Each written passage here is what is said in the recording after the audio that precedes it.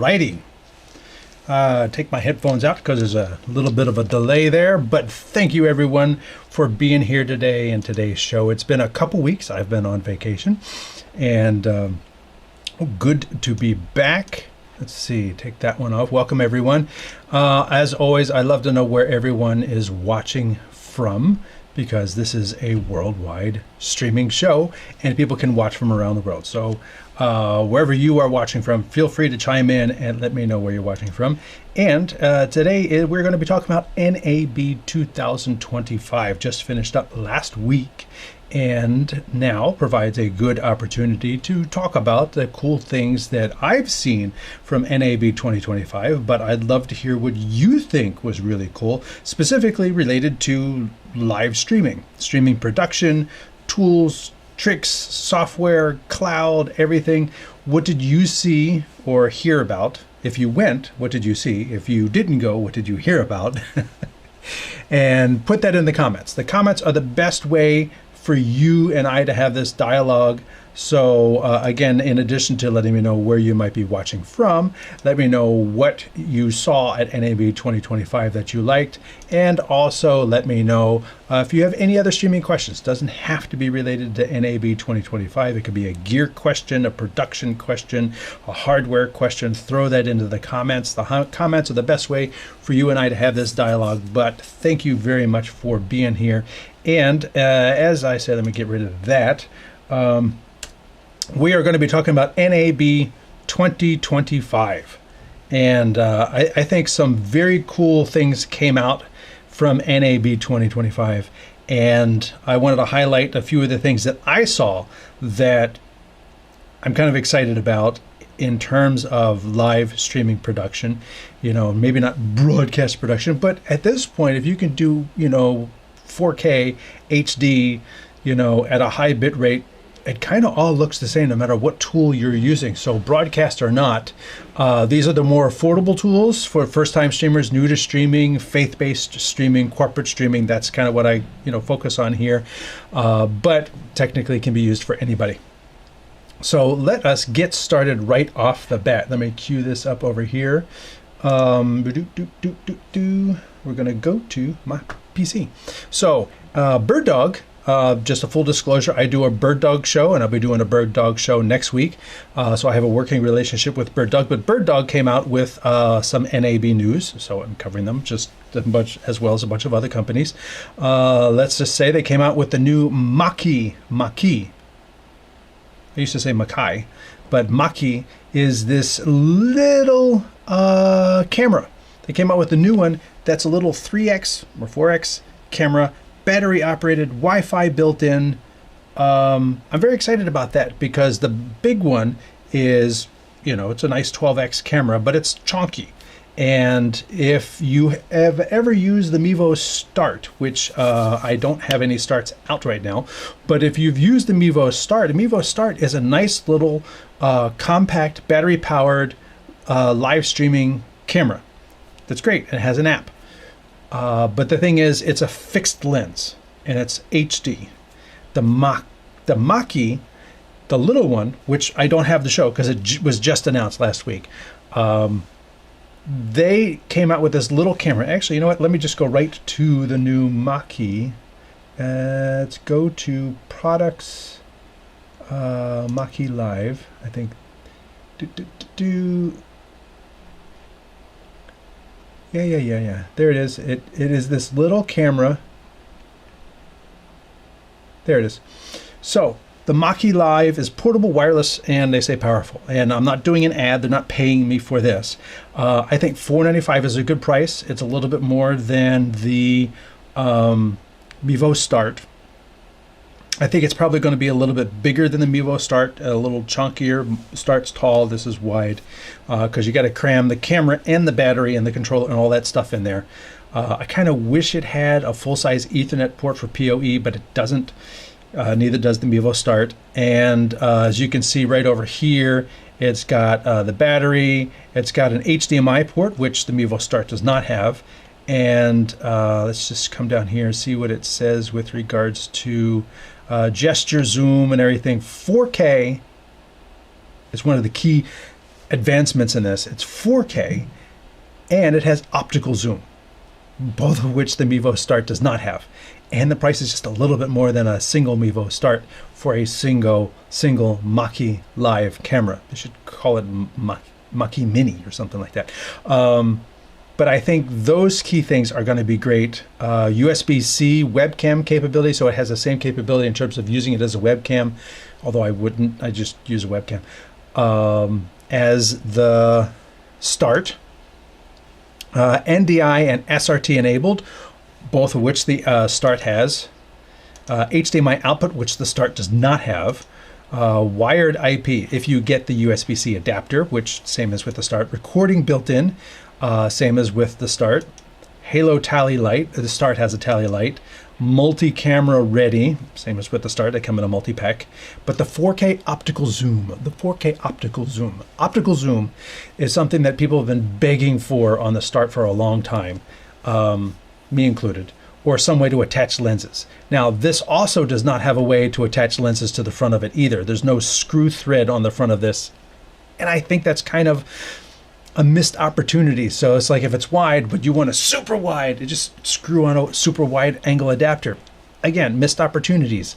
I don't know why these people don't consult end users when designing these things. Just put a threaded adapter on there, but it allows you, like the Start, to just throw up a couple cameras and use a Wi-Fi, and whether it be a tablet-based solution or an all-in-one solution like one of these, and you got your a multi-camera NDI-based studio just ready to go.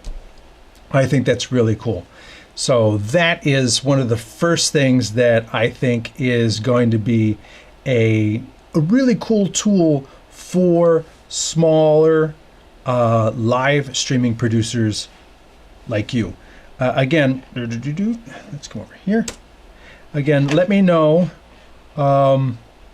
where you're watching from. Live show. You're here, I'm here, and we're here together. And the whole point of being here together at the same time is that we can have this dialogue that you can't have when you're watching a normal video. So let me know where you're watching from. I'd love to know. And what are the key things that you saw at NAB 2025? Because today's show is all about the 2025 in review. So let me know what you saw at NAB 2025 in the news, or if you were there in person, got to handle something. Oh, I should actually start Instagram. Start. Okay, it stopped responding to me. So, oh, no, it didn't. There we go. There we go. Hey, I have somebody jumping in. Video content company VCC Renee is in Holland. Thank you very much for being there. I appreciate you jumping in. Again, like I says, we have viewers around the world, from Australia, from Canada, United States, Brazil, the Middle East, Europe, everywhere. South Africa is usually in here, like once or twice. So if you are watching this show, let me know where you're watching from, because I'm here in Texas. And I just got back from 2 weeks in Japan, and boy, are my arms tired. So let me know where you're watching from. And specifically, because we're talking about NAB 2025, let me know what you may have seen announced or previewed at NAB 2025 that catches your eye, that strikes your fancy, because that's what we're talking about today. But as always, we're not limited to the topic we're talking about. Let me know if you have any streaming questions. We'll try to address those during the show. So let's continue along with this. So that was the Maki Live. And then let's go back to their 20. Let's go back to the top here. Maki Live. Now the Maki Studio Control Surface. This is very interesting. Let's click on that. This is very interesting because I think for BirdDog usually makes cameras and converters, and they make some, connection software related to those things. This is like a whole new product tab for BirdDog, going in a whole new direction. This is production. This is like an all-in-one studio thing, except it's two pieces, so it's an all-in two. And This right here is iPad app and the control surface. So BirdDog's making the control surface because they already, have like a PTZ thing. They're making the control surface specifically for the software, but this software won't run without the control surface. But technically, I think, and I don't have this available here to actually demo. It's just announced last week. The software is the thing, and this is a Bluetooth control surface. So technically it should all run in the software, but the software only comes with the control surface, if I have that right.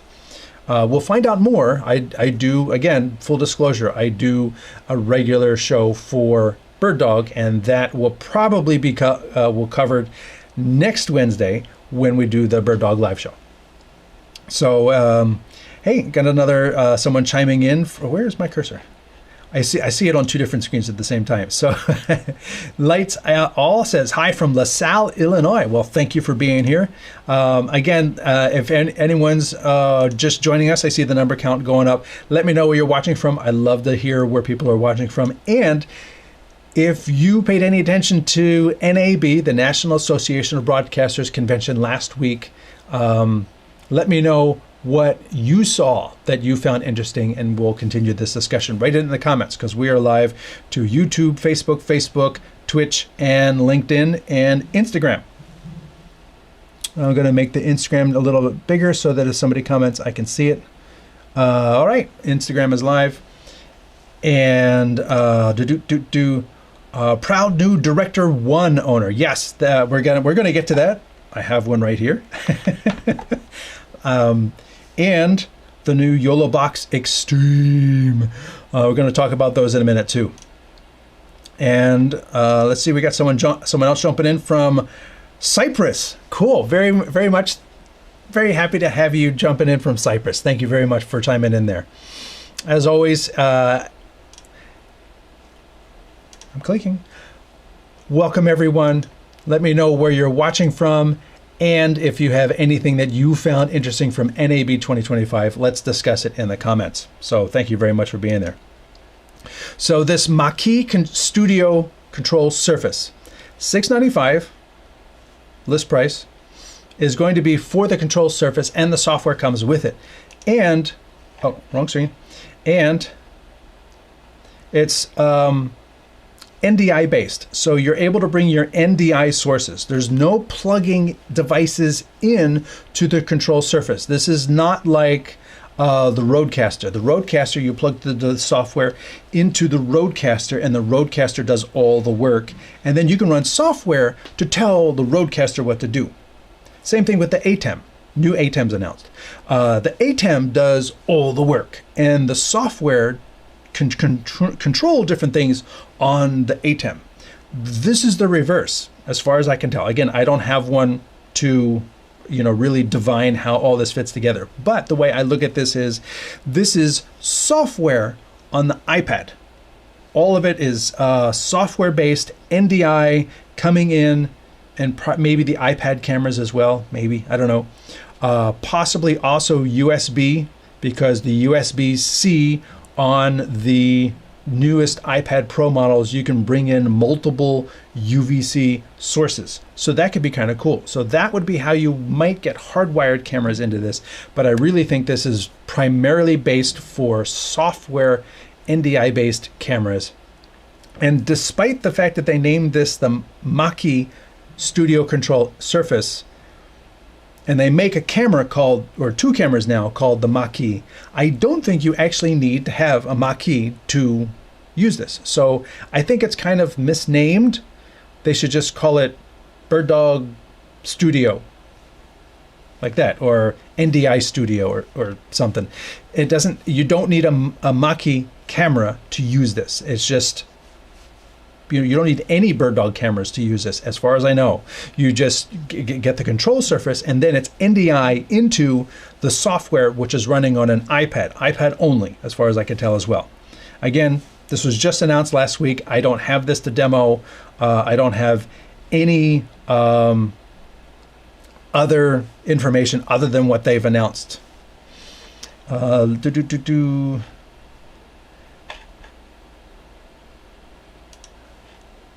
Ray is watching from Indiana, and Taquan Jackson says, the YOLO Box PTZ camera, any information? Unfortunately, no. I saw that they did make an announcement at NAB, and I have the YOLO page queued up to talk about their stuff, but no, I don't have anything. Actually, that was the first I heard of a PTZ camera from them, other than the fact that YOLO has already had a PTZ camera called the Verticam. Do I have one? I think I had one somewhere. I've used it. I actually have one in use. I can't show the camera to you, but I use it here. So if I call up this camera, that's actually a Verticam mounted sideways to give me this angle. So I can use this remote to tilt it up, which would be pan right. So I can tilt it up, I can tilt it down, I can zoom in, I can zoom out, and this remote will control 4 cameras. But that's a wired camera. There's no wireless with the camera, and the sensor is vertical. So that's been out for a while, but it's, as far as I know, it's also not controllable via IP address from any YOLO devices. And I have the Extreme right here, as you can probably tell, with the 8 inputs, but we'll get to that in a minute. So I just wanted to address that. I just wanted to address that question that came in, because we're having this dialogue. We're live. And Taquan also asks, any thoughts on the Hive? Hive is very interesting, and there's a couple things going on with Hive, and I actually have that page queued up as well, and we'll get to that. And love your streams. Well, thank you very much. Again, I love having this dialogue with you, because we are live. And if you saw something at NAB 2025 that you want to talk about, feel free to throw that in the comments, because I didn't see everything. There's going to be news that you saw that I may not have seen, but I'm going to talk about a few key things, and we'll have this dialogue. To continue down the line here, let's go over to the PC. So we get the Maki Studio interface. And I think this is going to be very interesting, because normally iPad apps don't have a control surface. There's no physical. And the problem with touch screen based things is that you have to look down to touch. You can't just keep your fingers on the screen, because you could inadvertently touch other things, and yeah, that's not a good thing. So that's why YOLO introduced the YOLO deck. It's a touchscreen based control surface that you can use for your YOLO box, Ultra or Extreme. And that's really cool. And with the Ultra, with the Director Mini, you can use Companion and a StreamTek, but you need a computer in between. So that kind of defeats the purpose of having it all in one.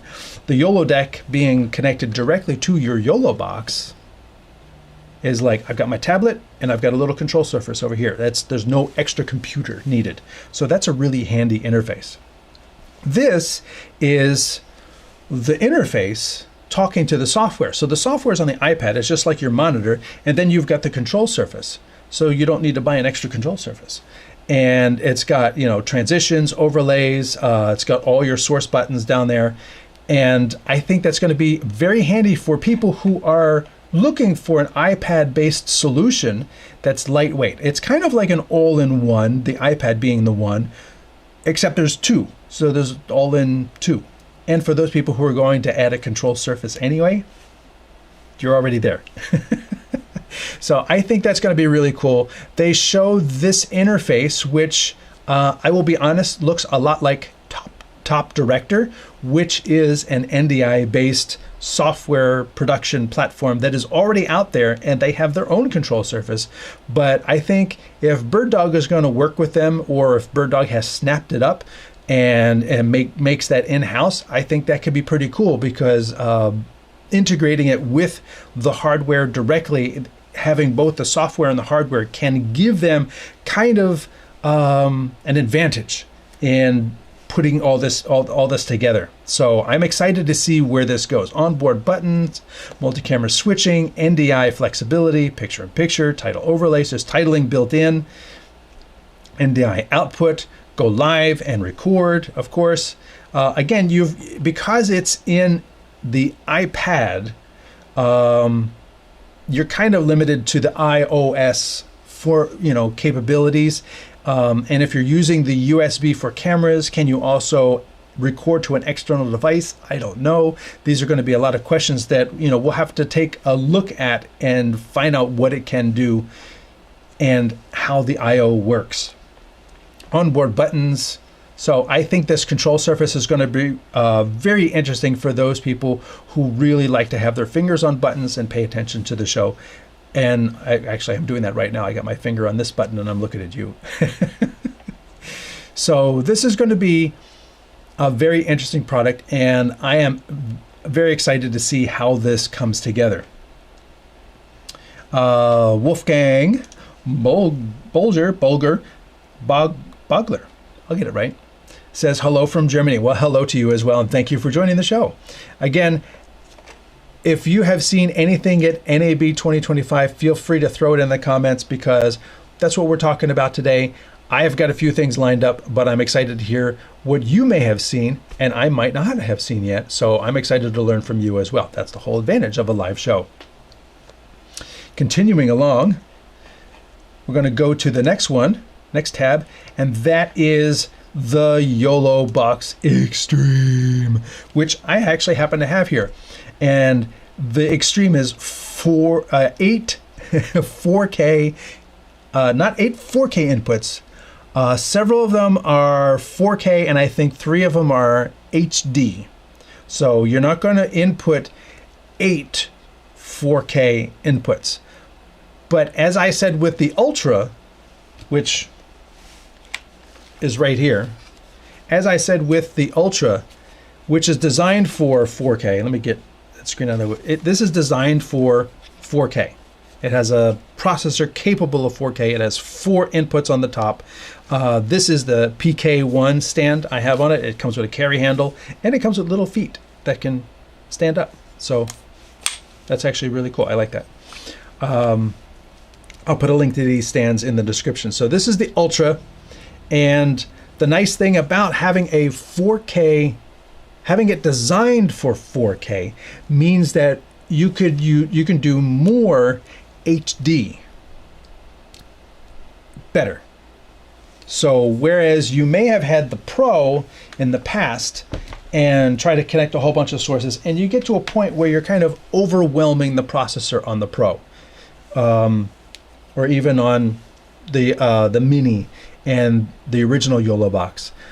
You may be overwhelming the processor as you try to do more overlays and have more inputs and pictures, and you keep pushing the thing to do more, as producers are wont to do. But the advantage of going to a 4K machine means it's being designed with all this overhead to handle a 4K source, but you're only doing HD, and there's 4 HD screens in one 4K signal. So if it's designed for 4K, that means its ability to handle HD is going to be so much better. And looking at the Extreme, let's do this, go side by side. The Extreme right here is designed with all of these inputs. And what you can't see on the bottom there is they're actually labeled which ones are 4K and which ones are HD. It also has 2 monitor outputs. So if you're used to a larger production setup where you've got a multi-view and a program, you can do the same thing with this tablet. And this tablet is big as well. This is just a hair over 11 inches diagonal on this screen. So you've got some pretty sizable screen here. And that's really cool. When you go into, let's just go on the monitor mode, you've got your sources over here. Do I have the output of this? Maybe. Could be. Let's try here. Yeah. So it gives you this little screen that's telling you that how much you can do, how much you can push the thing, and as you can see at the top of the screen there, it's actually telling you what the CPU usage is live. That's a really handy feature, because one of the things that on the smaller YOLO boxes is you keep pushing it, and then you might get drop frames and you don't know why. You don't know where you are in terms of load, like you are with a computer. You can always check the computer resources. Oh, I'm pushing it too hard. Let me let me see what I can do to like make it comfortable for the computer to do. These are Android tablets. They have a hard limit in terms of what, processor, what chips are on the board to be able to handle how many frames. And again, remember, 4K is 4 HD video 1, 2, 3, 4. So if you want to do HD, you can do more HD than 4K. So it's telling you right here to set it up and what the capabilities are. So you can see I've got multiple things over here, and then I can call up graphics on the right hand side. I don't have any graphics set up. Here's the audio mixer. So you can see the audio mixer over here on the right hand side. Good audio mixer on the extreme in terms of audio follows video. You can turn channels on and off. You've got a headphone monitoring on each channel. You've also got mix minus. So if I don't want to hear a channel, now I don't hear that channel because I just turned it off. So I can listen to my video playback, I can listen to remote callers, I can listen to live cameras, but I can set it up so that if I have a microphone for me and I'm producing and hosting the show, I can turn that microphone off and I don't hear my own echo, which is really handy. But I think the real advantage is when you come into the extreme, just the ability to do more things. As you can see, you can do SRT inputs, RTMP inputs, web inputs, you can do live streaming inputs, and then you've got all these multi-views over to the right there in terms of 3 views, 4 views, and even customized setups. So they're really pushing the limit in terms of what you can do with your hardwired inputs.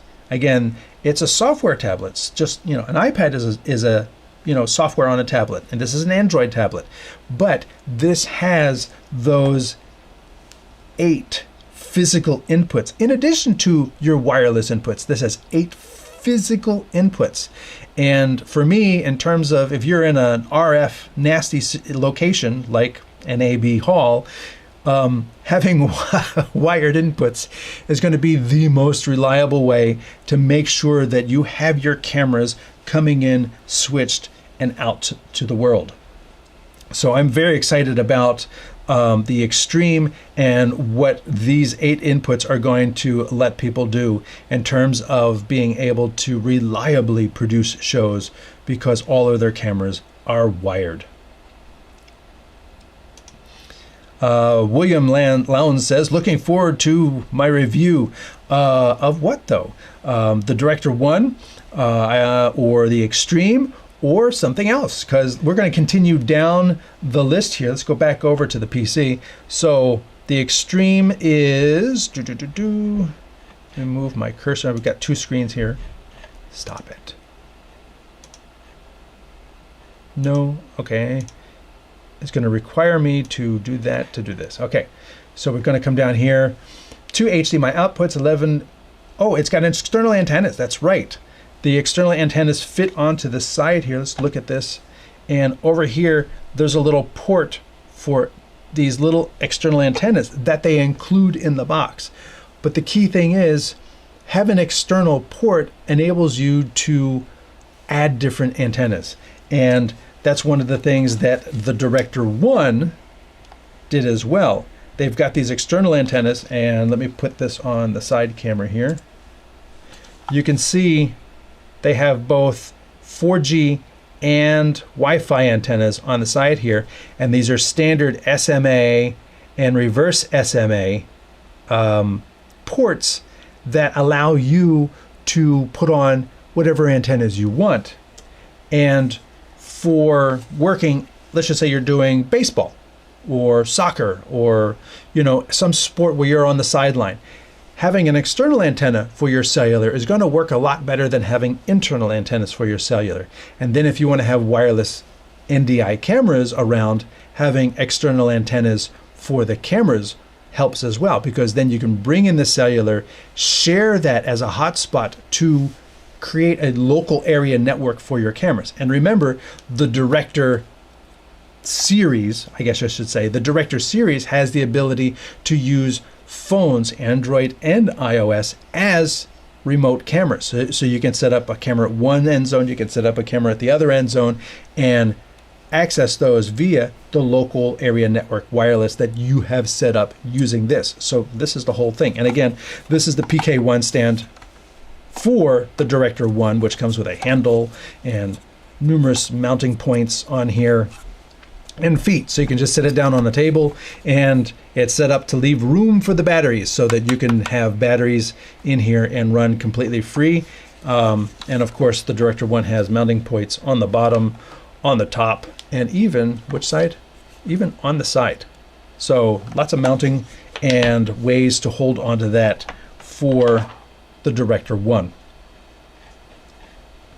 William jumps in and says, looking forward to my review on the Extreme. Yes, I was actually going to do a show on the Extreme before I left for my trip, but there was an embargo till they actually physically announced and showed it at NAB, so I wasn't able to do that. So a lot of other people have their videos and reviews and everything out already, and I'm a little behind the game just because I had this trip scheduled last year, and I didn't know they were going to do the Extreme at that point, so that's just the way the cookie crumbles.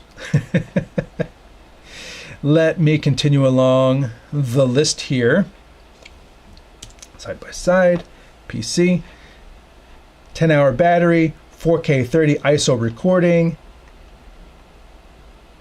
So you got your confidence monitor, you can send a projection screens, and you can select what goes out to those things. So if somebody's giving you slides on input 3, you can select just input 3 to go back out, so you can actually send camera, or you can send something to that input, or that output I should say, so that you control what that output is, and that's very handy as well. You can use dongles for your internet connection, like a USB modem.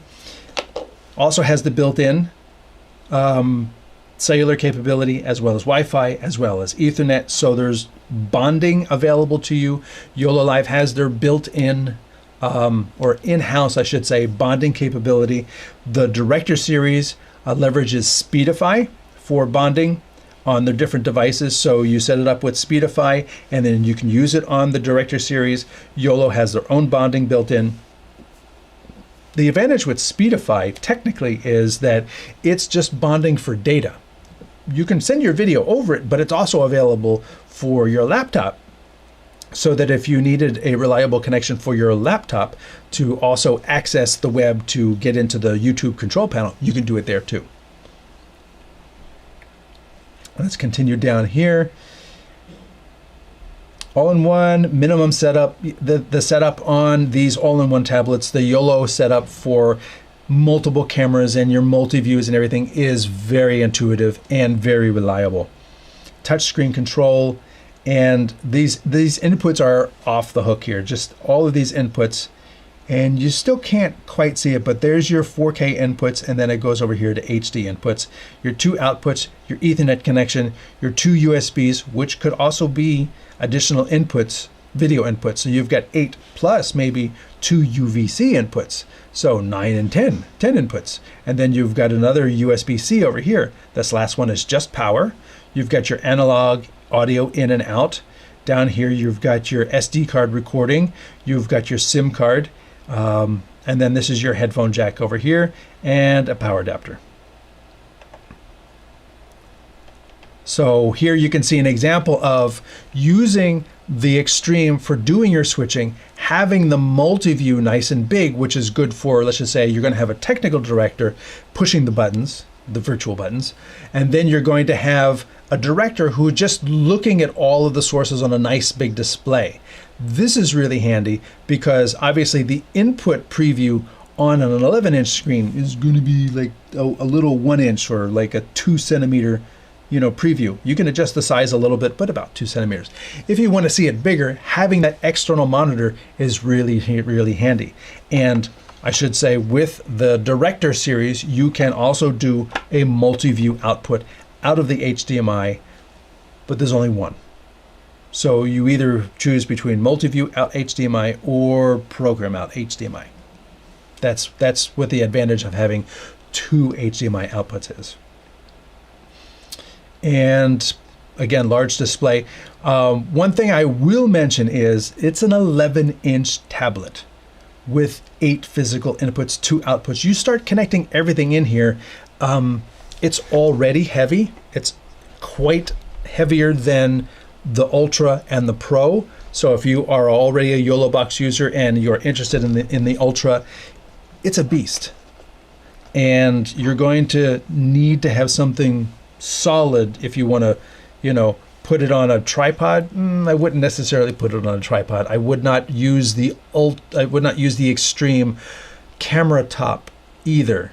I would say it's more of a tabletop device because it has weight, and then once you start plugging things into it, you're going to have the weight of the cables and everything hanging off of it as well. So that is something to really be mindful of when you are looking at the Extreme as your solution. Let me continue down the list. Next up, I've mentioned it a few times already, the Director One. If you've seen the Director,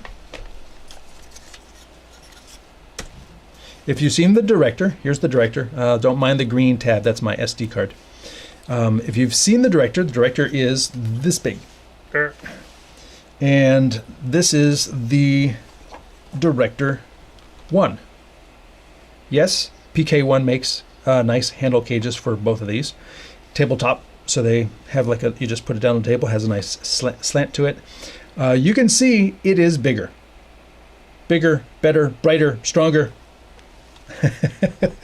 I say that quoting Daft Punk because I just finished an article for Streaming Media, and that's basically the title. Because that's what we're finding at NAB this year is better, stronger, faster. These tablets are getting bigger, more capable. The key advantages of the Director One are, well, first you see them across the top, the external antennas. Built-in cellular, which the Director does not have. The Director One, or Plus, I would call it a Plus. The Director One has built-in cellular with external antennas. So if you're really far away, you can actually connect a directional antenna to point it at a tower that you know is off in that direction. And you can get apps that'll tell you that. So you get external antennas. The Director Mini has a USB-C that, with a dongle like this, can give you HDMI out. The Director One has a physical HDMI output. Full-size HDMI output. So you don't need the dongle anymore. You can plug it in. And the tiny USB-C is very fragile. So with the... Actually, let me go to my side camera here.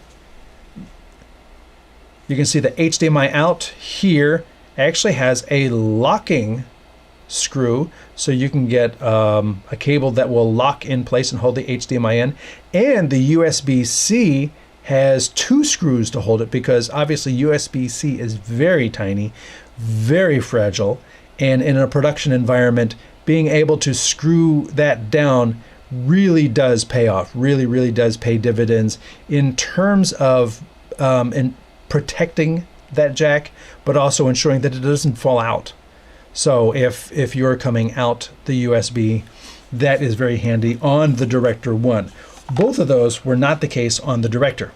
There was no locking anything. Oh, I should say that the power cable on here is also a screw thread that the Director original does not have. The Director, you just slide it in. This one is screw threaded to be able to make sure that it does not pop out.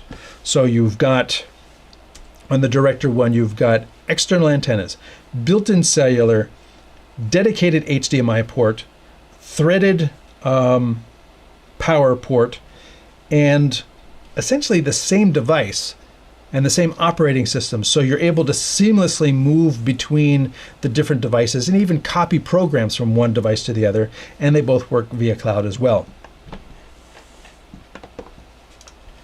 Mike Sabatini says, I'm happy with my talent, but need bonding. That's my main reason for adding the D1. The external antennas was icing on the cake. Love it. And I should mention that the OBSBot talent, which is based on Magewell hardware, says it right on the back. It's not a secret. It's not like, oh, I've discovered, I think this looks like, yeah. It's obvious. Powered by Magewell hardware, and the core operating system is Magewell. The program files, you can actually copy a program file. If you've built it on the Talent, you can copy it over to the Magewell as well.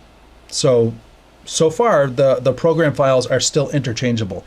I expect there may be a time when OBSBot differentiates their Talent enough that the program files might not be compatible, but as of the last time I checked it, which was like a month ago, you could still move your project file between a Director Mini, a Director, and the OBSBot Talent, and it worked fine. So that's a handy feature. So they're still kind of like in the same family, and you're able to move things back and forth. But the D1, yes, bigger screen, brighter screen, HDMI out, built-in cellular, locking ports. Just go down the list. The key things that producers wanted it to be better, stronger, more reliable, and that's what they delivered. Did they change the operating system? No. Did they go and like rejigger things in a way that now you got to relearn it? No. It's just everything that you liked about the Director, just more. Good morning from Pico Riviera, California. Good to see the McGee Academy of Arts and Sciences joining in here. Welcome back. I've been away for 2 weeks, so thank you all for tuning in again. And as always, I'd love to know where everybody's watching from. If you're just tuning in and you haven't already chimed into the comments to let me know where you're watching from, please do. I'd love to know where you're watching from. This is a dialogue. You're here, I'm here, we're here at the same time, so let's have a conversation. I am live on YouTube, Facebook, Twitch, LinkedIn, I think, I couldn't find it, and Instagram. So feel free to chime in there. No questions yet. Yes, I know that. Expand. Oh, it's gone. Oh, okay. That just vanished. So Instagram just went away. It just, poof, gone. That's weird. That's very weird. Anyway. I will bring up Instagram again. No? No, it's not going to do that, is it? Okay, my in-stream just decided to not do that anymore. If you paid any attention to NAB-25, let me know in the comments something that you saw. I have a list of things I'm going to go through. I'm halfway through already. Let me know if you saw something that you found very exciting at NAB-2025, and we could talk about it. And as always, not limited to just this topic, feel free to throw in any streaming questions you may have. As always, live show. Let's see if anybody jump in here. Hello from Germany. Can you do HDMI out to an iPad on the Extreme? Yes. The question is more, can you do HDMI in to the iPad? And with the new iPad Pro models with USB-C, you can take in UVC. So you would take the HDMI out of an iPad, because they make docks for an iPad now. You can take the HDMI out of the iPad, convert it to UVC, which is basically USB, and then bring it into into the Extreme. Can you take HDMI out of an iPad to the Extreme? Yes. Sorry, I kind of misread that a little bit. You can get HDMI out with the proper dock, and then into the Extreme, yes. The Extreme will accept any frame rate, any resolution, and convert it to whatever the standard is that you have established as your program. Whether you're doing a 1080p program, 720p program, a 4K program, it's going to take that input and size it to what you're doing on your production. Oh, cool, that works. Yay. Bert says, hello from Spooner, Wisconsin. Good to see you there. Mike Sabatini says, I dropped my SIM card from my Ultra into the D1 and it works perfectly. The SIM came from an iPad. Awesome. Yes, so once you get a SIM authorized to work for data, it should be able to work in any of these devices. I do know some people have issues with various tablets not, calling, making the proper calls, and getting the DLLs or whatever they are, the proper text in the right place so that it's addressing the SIM card correctly. Same thing with the ZTE modem that I often talk about, is that you have to go through the setup process to make sure the modem is properly addressing the network or calling to the network on the SIM card you put in. It's not just like put it in and it works. Things aren't always like that. They're getting to be computers anymore. So let us continue down the list, go back over to PC. So the Director 1 was the last one we're talking about. Again, brighter screen, higher nit rating. It's a OLED display, so blacks are black, not always with the backlight behind them. Integrated 4G and Wi-Fi. I did a video for Magewell, and the key difference is, remember, Wi-Fi connectors are reverse SMA. 4G, the cellular connectors, are SMA, but the difference in the actual antennas is very subtle. So they had to label the antennas, and as long as you don't try to push the antenna with a pin into the jack with a pin and then the two pins bend, you should be fine. But it's very, very tricky to make sure you get those right.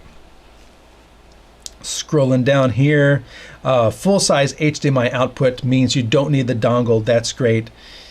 You have the same flexibility in terms of the things you can plug in.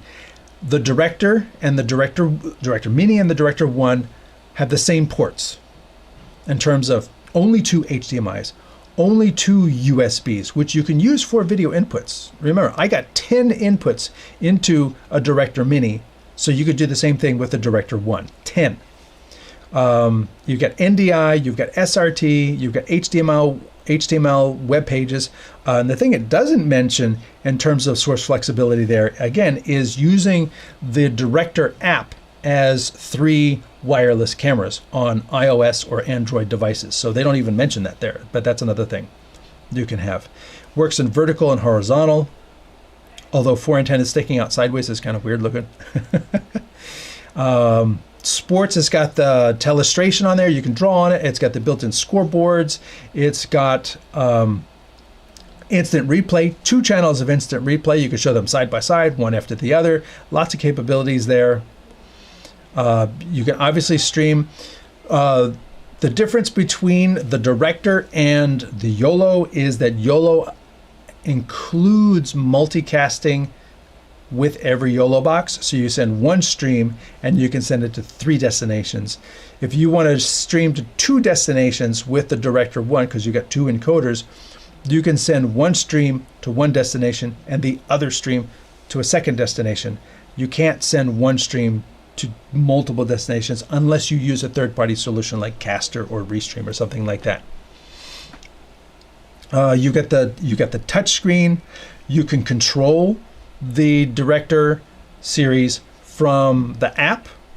You can connect an external touch screen via the HDMI out and the USB connectivity for touch. With the original Director Mini, that was just 1 cable. With the Director 1, now your video only comes out the HDMI. So you'd have to plug your HDMI in to an external touchscreen as well as USB to take the touch back. So it's 2 cables. You can control them with StreamTek controllers. Remember, they work over a network, so you need a computer to put the controller on the network. And then USB or Bluetooth devices like I use. So I'm controlling my Director Mini that I do the show with, here it comes, my little Bluetooth keypad. And that will go away by itself. And of course, they've got the cloud as well. You've got OSC control. You've got an API, so you can actually write software to control these things. You get the browser-based. It's just insane how many different ways you can control the Director series. And then it takes standard NPF batteries. Also, I kind of skipped over this, but they redesigned the case a little bit so that there's no fan in the middle here. On the Director Mini, there's a fan here, so you can't actually lay it down on a table. You have to have something to prop it up. Otherwise, the fan is suffocated against the table. Whereas this one, they put rubber feet on it because you can indeed just lay this down on a table because the fan ventilation is designed on the sides, not on the back anymore. So you don't have to have it in a little tabletop stand like this, but I will say having it pre-angled like this really does pay off. Again, those are the PK1 stands. And then continuing down, like here it is, airflow. They went from 1 LED on the battery to 4, so you can tell which ones are being used up. There's your locking connectors. And then they include a nice comparison between the Mini and the One, so you can see what the key differences are here. All right, let's go back and get some comments. Hello from Grenoble and the French Alps. Hello to you as well. I don't speak any French, but welcome to the show. Thank you for chiming in, Christoph. Bert says, installing a Constellation 2 ME in a rack. I'm thinking of going to need a patch panel on the desk as the switcher is not really accessible. Your opinion? Yeah. A patch panel on the desk. I don't know if you need a patch panel, because if you just have the proper controller, you can still just tell, you're switching what's going on in the Constellation. So an Elgato Stream Deck with 15 buttons should, be able to tell your Constellation to do pretty much whatever you need it to do. Tried last night to do HDMI out to my iPad Pro and couldn't get it to work with an HDMI cable to USB-C. This is why I asked about the Extreme. Okay, I'm kind of confused now, because now you're saying you're trying to bring HDMI out to the iPad Pro, not from the iPad Pro. And I couldn't get it to work with an HDMI cable to USB-C. Yeah, there's different things. It's not everything that has HDMI and USB is going to do the same thing. This has HDMI and USB-C, but this is actually DisplayPort that looks like USB-C to HDMI out, not an input. So you can't connect an HDMI cable to this and plug this into the iPad and capture, because this is not a capture device. This is an output device. So there's like 3 different variables going on here. Are you trying to go in or out to the iPad? What USB and HDMI, what thing are you using? And then the Extreme will take HDMI out, but it also has HDMI outputs. So there's 3 different things going on there. Making sure this is the correct thing might be the piece that is currently unknown. I don't have the converter here, but let me just go get it.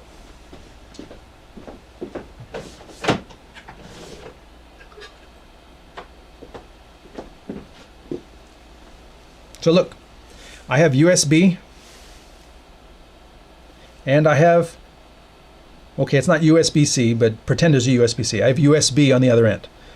HDMI, USB.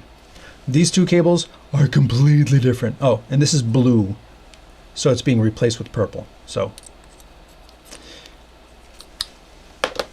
there. I have USB and I have HDMI. This one will only capture. It will not output. This one will only output. It will not capture. But they look the same. So make sure you got the right piece in between.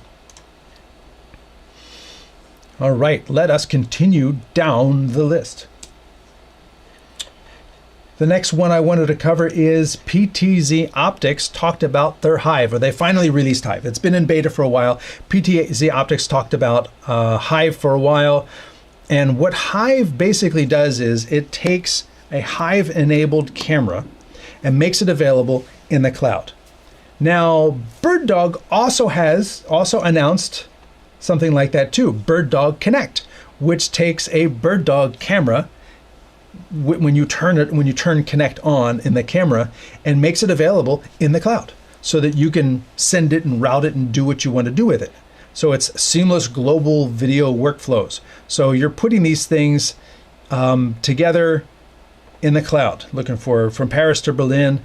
And I should also say NDI itself, NDI 6, also has enabled hardware-based camera to cloud. It used to be that NDI required a laptop or computer running bridge software to take your camera and put it into the cloud. So you could bring an NDI camera to a location, but then you had to have a laptop running the bridge software to take the camera and convert it and send it into the cloud. But now with NDI 6, you can have cloud-enabled hardware.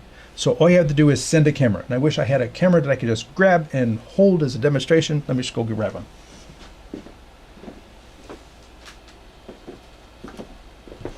So you could send a camera like this bird dog camera, and I could send this to someone and they plug it into Ethernet and it's powered on, and as soon as it connects with the cloud part, then I can see it. I can talk to it, I can control it, and get the video from it wherever it is. So there's Bird Dog Cloud, there has been Bird Dog Cloud, but now Bird Dog Cloud Connect sort of streamlines the whole process and makes it as simple as almost plug and play. The same thing with NDI 6 and those cameras with NDI bridge built in, and with Bird Dog Cloud, not Bird Dog, I should say, with PTZ Optics Hive. Hive, however, has the added advantage that I don't see with the other solutions, in that Hive is designed to handle rooms. You can set up multiple studios very easily, and then you can have multiple operators who are given permission for specific studios, even specific cameras. And this way you can have a studio with like 4 cameras and 2 operators that are allowed into that studio, and they are controlling 2 cameras each. And then you can at the same time have another studio with different operators assign privileges in that studio, but they can't go into Studio A, they can only go in Studio B. So that is where I think Hive has the larger scope of things figured out, in that Hive is designed to also manage people in addition to gear. It's one thing to say, oh, I can send out a camera and it comes into my studio, but once I give somebody access to the studio, they have access to everything. Anything coming through Hive, or anything coming through, as far as I know, I haven't delved into the NDI 6 cloud capabilities in depth yet, but as far as I can see at first glance, both the Bird Dog and the NDI based cloud solutions, or the automatic connection, is they don't have rights restrictions on your operators. And that's one thing I see that Hive is set up, is that you can manage people, and you can give producers a look into the studio. So you can have a remote producer looking at the cameras, calling the show, but they have no capability to touch a camera. Managing the people, I think, is one thing where Hive really does stand out. And I'm excited to see where Hive goes. Hive doesn't have like live camera switching production capability in the cloud. It's been talked about. He's mentioned it a little bit. They're looking at doing that.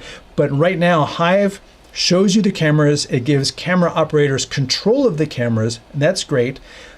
But you're still taking those feeds into somewhere else and doing the switch. But I love the fact that, as by what I've seen in Hive, that you have the ability to have 5 different camera operators, separate them in the studios. You can have producers come in and look at stuff, and they can't touch any cameras. Oh, I would love that. Yeah, you can't push that camera, tilt that camera up, because you don't have those rights. You're just watching. Don't touch anything. And as a dad with kids, That's a very good feature to have. So Hive, I think, really does kind of hold the lead here a little bit. It's not necessarily native NDI, it's Hive-enabled cameras, but they've talked about having the ability to have something on a local area network that would take NDI cameras and make them Hive-enabled as well. I don't know how that's going to play out. I'm excited to see where this goes. So there's a lot of capability coming in this cloud control of devices that I saw at NAB. You know, at least these three companies are all going in that direction, to be able to like have a camera, set it up, send it out, plop it on a table, plug it in, and then whoop, it's now controlled and sending a feed and able to do everything remotely with your camera crews. But I like the fact that Hive is also managing your operators. So that's what I see there. This was just a search. Then that brings us to Blackmagic. Blackmagic had a slew of announcements for NAB. You know, I'm not going to talk about the Prixis. I'm not going to talk about DaVinci Resolve. I'm not going to talk about the cloud backup and everything. We talked about NDI a lot. Blackmagic does not do NDI. Blackmagic only does SDI, or no, what is it? I'm getting it confused. Maybe I'll have it down here. Yes, 2110 IP, which is very high bandwidth. You're only going to get one camera on a single gigabit network. That's why they have their own 100 gigabit cards, because handling multiple cameras using 2110 is going to be well beyond any networking you have in place already. So you're going to need new networking to handle 2110. And you're also not going to send 2110 IP cameras into the cloud and control them from Hive or NDI, you know, anything like that, because that's a massive amount of bandwidth for each camera. Just getting it to work on the local area network, you're going to have to buy all new hardware. So this is a $2,000 networking card so that you can get multiple cameras, 8 channels, so that you can get 8 channels of video into your card over 2110. But they've got 2110 up-down cross converters. They've got 2110 converters. They've got 2110 rack mount switching and everything. So that's great. But we're going to come down here to the new A10 Mini Extreme ISO G2. Really long title. But the A10 Mini Extreme, of which I have one here, ISO, and I'm actually using it to ISO today's show. But now generation 2. And I think this is going to be, again, it's an evolution like the Director 1. It's an evolution of what people who have been using the ISO, I'm just going to call it the ISO 4, but now with more capability. So you see, you've got your minis and you can, you know, fill them up pretty easily, but now you have the ability to do more. Let's see, the 4 great ITM models, there's audio knobs on each channel. I think that's better than having to use the up-down buttons on each channel, like mine, like these other ones down here. They've got the slider fader. They've got more controls on these things. And see if they got a picture of the jacks. I saw the fact that the new one has XLR jacks on it, which is, you know, better than the mini jacks. Oh yeah, you can record directly to CF Express. But you see where this thing got considerably larger, and the buttons also changed. They're not the rubbery silicone buttons anymore. This is the hard plastic. You can feel the indent when you're actually sending a camera feed to air. I wish they had a picture. Here it is. So you've got all the plugin. You've got better cooling. But you've got right here, you've got XLR audio in, and I think that's going to be Very handy in terms of interfacing with a venue. You come in, throw this thing down on a table, and the guy runs an XLR cable over to you. You don't have to convert it to mini anymore. Mini's very delicate. It can easily fall out because they weren't locking connectors. XLR, plug it in, it locks in, you know it's solid. That's going to be very, very handy. And here they've got a matrix where you can see that it's going to handle up, down, cross convert to all the different inputs. And then, like we were talking about before, all the capability is built into the switcher, but you can use software to then go in and adjust those settings. Like I have on my computer, I can actually show you this. Looking at the PC, come down here, I actually was tweaking my audio mix right there. So that is my audio mix for the show. I've got a little bit of a limiter at the top. I've got a little bit of gain going on and a tiny bit of EQ. So I'm able to use software to go in and adjust the audio mix on the ATEM. And what that does is that gives me the ability to, is that the right one? Let's go to here.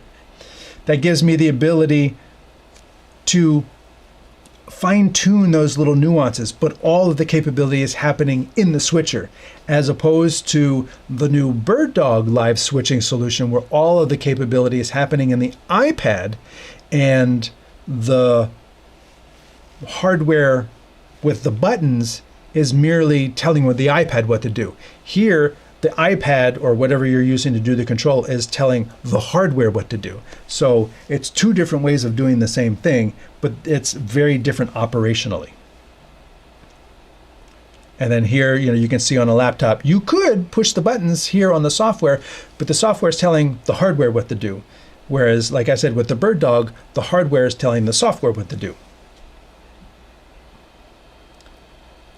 And on and on. So again, with this new switcher from Blackmagic, you're not relearning the interface. Software is going to be pretty much the same. Hardware is going to operate pretty much the same. But again, you've got new nuanced capability in terms of dials for the audio, tactile audio. You get the XLR inputs and other physical changes that they've added.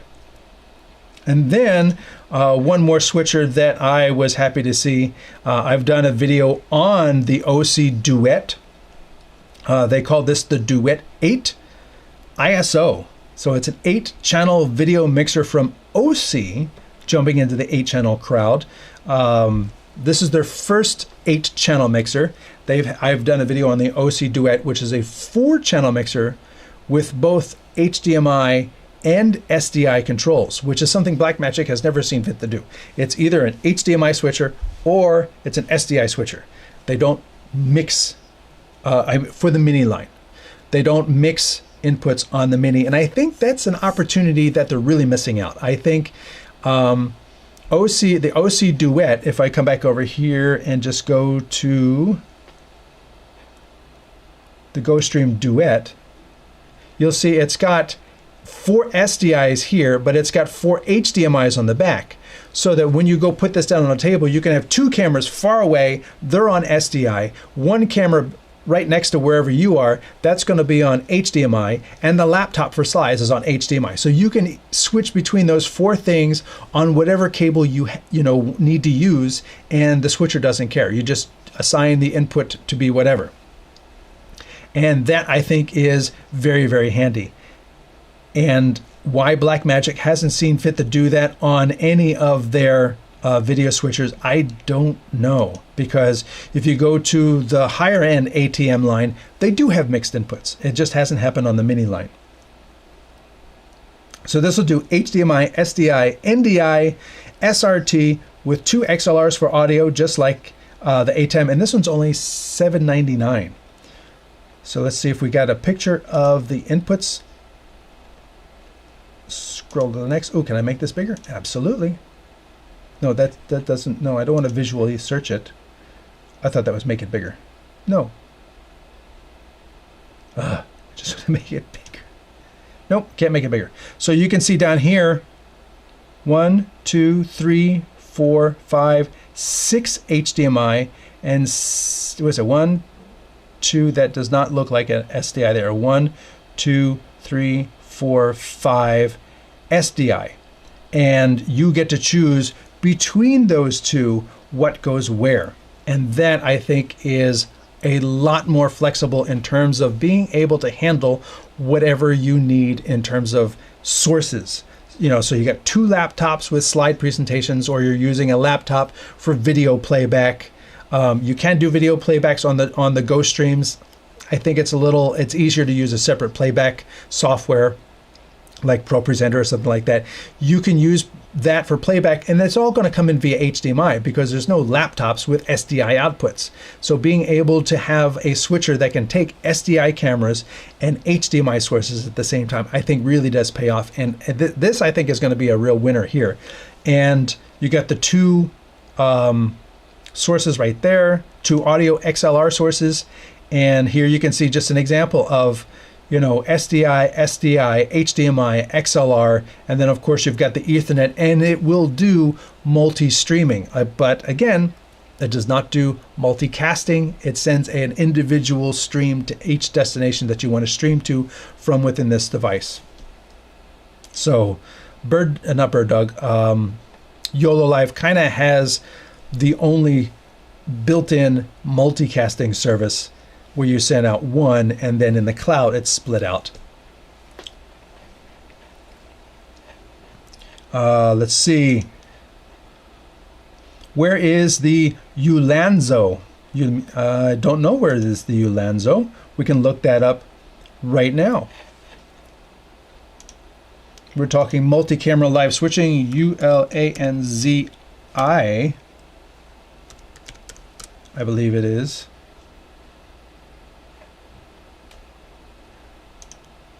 They have mobile solutions, they have tripods, they have lights. So where is the new Ulanzi? Ulanzi what is the question? In terms of multi-camera live switched production, I'm not seeing a solution here from Ulanzi.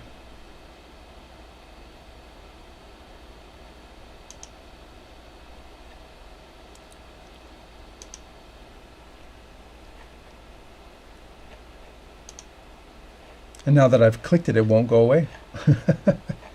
Let me reload the page because that's not updating anymore up at the top. So mobile, phone mounts, phone microphones, phone grips, phone covers, mobile lenses, tripods, lights, bags and straps. Oh, that changes the whole website. Interesting. So I'm not seeing live production in the Ulanzi website.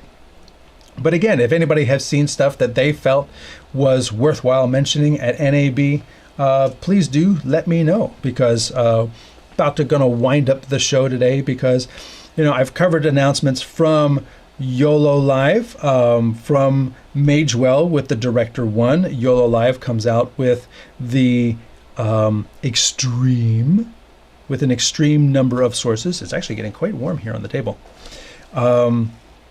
You have new stands and holders from PK1 for all of these all-in-one solutions. BirdDog has come out with the new Mevo competition in the new Maki camera that has a 4x zoom, but is able to do 4K battery-operated Wi-Fi. The new Connect software and hardware, the control surface that will talk to software to do live switching from BirdDog, and the new Hive from PTZ Optics is going to be able to let you not only control devices but control operators as well. And BirdDog has the new Extreme ISO Generation 2. So I think those are my key new exciting products that I saw at NAB. Feel free to throw in the comments what you saw at NAB, and I would love to hear from you. If you are new to the show, everything that I have available is over here on the YouTube channel. You just need to look for StreamTek. You can find all the videos, all of the live shows right here. And then you can also find playlists that talk you through studio tours, the NAB 2024, where I had lots of on-the-floor interviews, vertical shorts, producer conversations to learn from others doing the same thing as you. Here's the live shows, technology explanations. So if you're new to NDI or things like that, you can come into the technology explanations. I have several videos getting you up to speed from if you're completely new to it or if you're slightly more advanced, learning bit rates and management of what all is going on in the network, and then different gear demos where I, basically talk about new gear. You can find all of that on the StreamTek channel. Also, feel free to check out streamingmedia.com, where I write about new gear, and I have a monthly column talking about technology. It's called The Producer's View, so you can find that at streamingmedia.com. Over here, this is the StreamTek website, streamtek.us, and then that will take you right here to the website where you can reach out to me through Contact Us if you want to suggest a live show, someone to interview for the producer conversations. You can do that there. On Facebook, of course, there's the StreamTek page. There's also, I run a page called B4 on Micro Four Thirds, where you can put big lenses on little cameras. And lastly, there's the Teradek AirMix group, where this is a free app from Teradek, and where you can do live switching on an iPad. And Teradek has released the software. They no longer support it, but they've made it available for free download, so you can go play with it. And I have a group, an unofficial group, to allow users of the software to support each other for this software that's been orphaned but still works. And it's also really good for budget-based production, because this software is like 4 years old now. So if you've got 4-year-old hardware, that's actually the hardware it was made for. So old iPads, old phones. I run Frisco Studios, from where this show is produced. And I also do streaming production, live streaming production, wherever it may need to be. I also do consulting. So if you have specific questions you want me to do a deep dive with you and talk with you about things that you're looking to do, gear you're looking to get, a studio you're looking to put together, or a solution, feel free to reach out to me on the StreamTek website. Again, that's streamtek.us, and then just reach out to me through the Contact Us page. And with that, I will thank you for watching this week's show. I will be back next week. I have some really cool things. Actually, this thing just came in. The Desk Pi Rackmate T2. It is a half rack width rack for all those things that aren't necessarily big enough for a normal rack, but you still want to put them all together in a rack. So going to be taking a look at that and producing a review on that as well coming up. So as always, I appreciate you being here. My name is Anthony Brogus. I'm the Chief Gearhead here at StreamTek. And till next time, I will bid you adieu, and thanks for watching.